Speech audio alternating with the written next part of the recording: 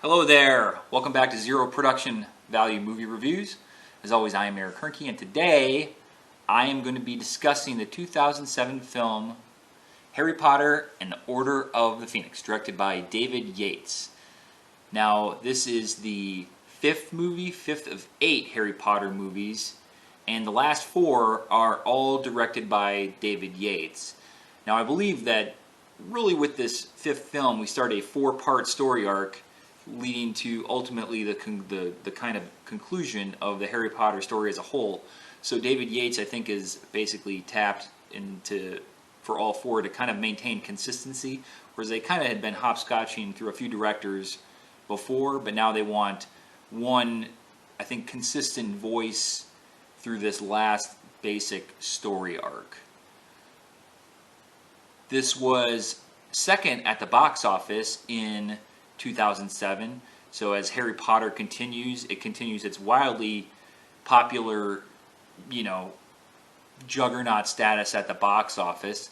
And also it's in keeping with what I had said in previous reviews, which is whereas 1 and 2 are kind of these sort of kiddie-ish introductory movies, setting stuff up and having fun little adventures, 3 and 4 kind of gain in seriousness and emotional maturity, and they up the stakes, but they also tell their own little self-contained stories. 5 is really the start of the endgame story, and which would continue on for 4 more movies. This is the start of good versus evil, Harry versus Voldemoort.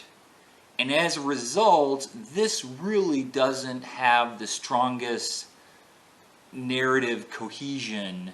It doesn't really have a good narrative structure. It doesn't have a start-to-finish mystery or quest or something they need to solve. This is really just like kind of part 1 of 4. So the end of Goblet of Fire, if you recall, Voldemort has returned.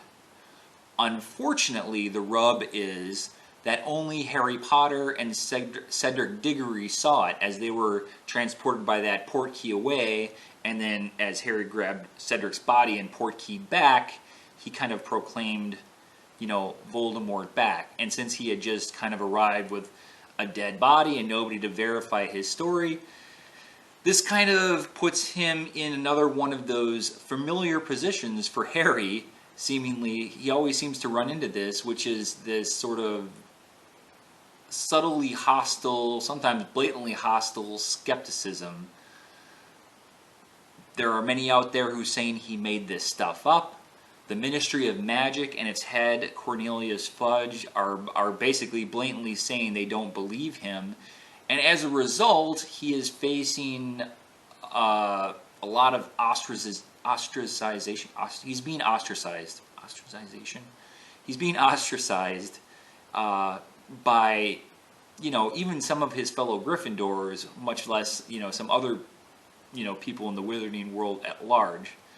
Now there is this Order of the Phoenix thing, which is kind of basically the response to the Death Eaters and Voldemort's people. There is a subset of wizards which has got like Sirius Black and Professor Lupin from the last time we saw him and Professor Moody from previous, who are kind of the good version of that. And Harry, who gets himself a small hardcore set of almost followers, if you will, but really just friends, they form sort of their own little mini Order of the Phoenix. They end up calling themselves Dumbledore's Army. That leads us to, basically we get essentially 2-ish like new editions. Mainly 2? There might be 3. I don't know if Bellatrix Lestrange appeared before this or not. But in any case, we get Luna Lovegood, who is a fellow student and an ally of Harry's, played by Ivana Lynch. And then also, we wind up with one of the most insidious characters I have ever seen. I hated her when I read this story, and I hated her on film. Dolores Umbridge, played in this pink encapsulated, prim and proper banality by Imelda Staunton brilliantly. Like, I mean, she makes you hate her. And she is essentially kind of a ministry plant. She becomes the Defense Against the Dark Arts teacher, once again keeping that theme, and this is the 5th Defense Against the Dark Arts teacher in 5 years. Essentially, she's a plant for the ministry who thinks Dumbledore is trying to lead some sort of rebellion, or things at the school aren't going the way they want them to, and this is them trying to influence things that are going on there. And she steadily gains in power with sort of this ministry backing, and then also, of course, she has, she builds her own little like hall monitor type people played by Slytherin guys, so that she's bad right there. But in any case, as she gains more and more power, eventually she wrests control of the school from Dumbledore, and he is actually forced to either be arrested or flee. And it's pretty classic when he's like, "You think you're under the misapprehension that you're going to take me," and then he just basically leaves. It was pretty brilliant. I loved it. So, and meanwhile, like the kids aren't getting really a good education, especially in their Defense Against the Dark Arts, which is the thing they think they'll need the most coming up, because Harry knows Voldemort is back. We need to know this stuff.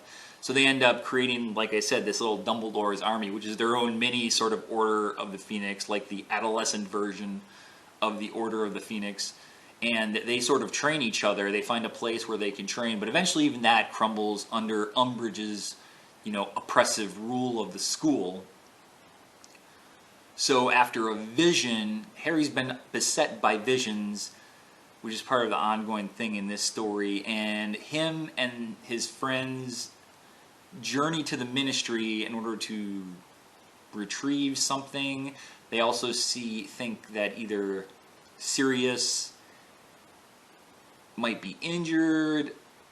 Any case, they get there and it's a big old trap. The Death Eaters show up and they start to fight, but then the Order of the Phoenix shows up and it ends up being this big throwdown. And our heroes are ultimately victorious, but of course they suffer a pretty severe loss in their victory. And then also as part of this is Harry has come to understand this prophecy, which basically is like either him or Voldemort can live, but not to one or the other kind of thing, which I think is the most obvious prophecy in the history of prophecies. Knowing how this, if you like go forward with this story, you're like, how can this end any other way? It's gonna have to be one or the other, right? But also this has the added effect of, so for this entire narrative, obviously, like part of the thing was nobody believed Harry, or there was a lot of people who didn't believe Harry. The wizarding community at large was unsure, didn't know who to believe, and the ministry, who is kind of the official word of the wizarding community. In any case, at the end, like, people are coming to the ministry as this fight is happening, and right as Voldemort is about to make his escape, Fudge, as the Minister of Magic among everybody else, shows up, and they see him. So now we know going forward that we're entering another phase where now everybody knows. They can't just tell Harry, "Nope, you just didn't know what the heck you were talking about. We don't know what you saw. You're just lying." Whatever the case, that's no longer the case. We are now moving forward with everybody on the same page that Voldemort is back and something might need to be done. Who knows? So, like I said, this is not the strongest in a self-encapsulated narrative, but it has its moments, as well as introducing us to some indelible characters. And if she wasn't in the last movie, I honestly can't remember. We also get Bellatrix Lestrange, played with a wicked, crazy vibe by Helena Bonham Carter, who is the person who murdered Neville's parents. So obviously he has a stake in that game, right? And she's also also the person who ends up dealing us a pretty harsh blow to the Order of the Phoenix and the good guys as a whole in this movie. So that being said, I wouldn't call this one of the best Harry Potter movies, but at the same time, that's kind of being, splitting hairs, as they're all, for the most part, pretty good, if not excellent.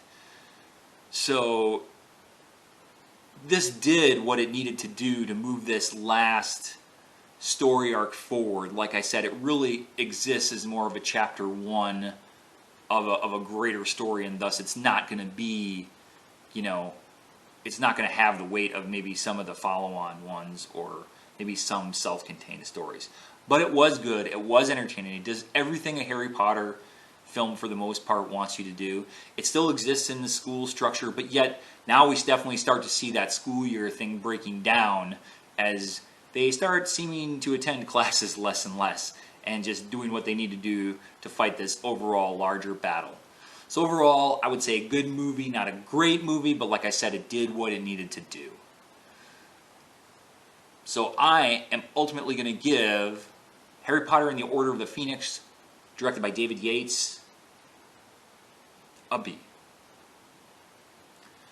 I love you. I appreciate you. Thanks for watching my movie review. Like, subscribe, leave some comments if you want. Let me know if you think this is a better set. I don't know if it's really sets. I just moved the camera around my house a little bit. But as always, I am Eric Hoernke. That rhymes with turnkey. And this has been a production of Zero Value. Thanks for watching.